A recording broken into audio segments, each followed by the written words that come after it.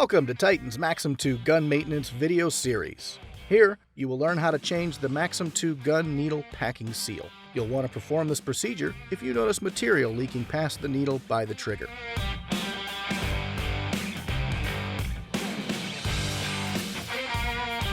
First up, remove the rear fluid knob and spring from the gun.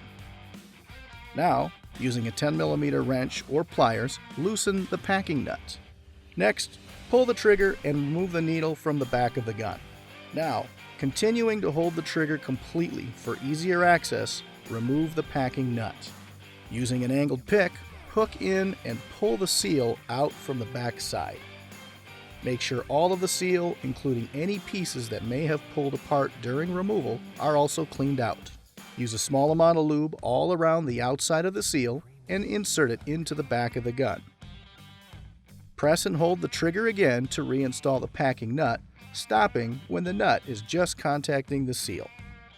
Now lube the needle and insert it into the gun from the back all the way through the packing nut and seal until it stops in the nozzle. Next, reinstall your rear spring and knob. Only thread your knob on far enough to still have one thread of the fitting exposed. Next, pull the trigger and release it 5 times to seat the needle in the seal. Over-tightening the seal will cause the needle to stick, so pay close attention to this next step for tightening the packing nut. If you experience any leaks from the needle while spraying, use a wrench to tighten the packing nut 1/4 turn at a time and retest watching for leaks. Continue as needed until the needle is sealed. This will prevent over-tightening the seal.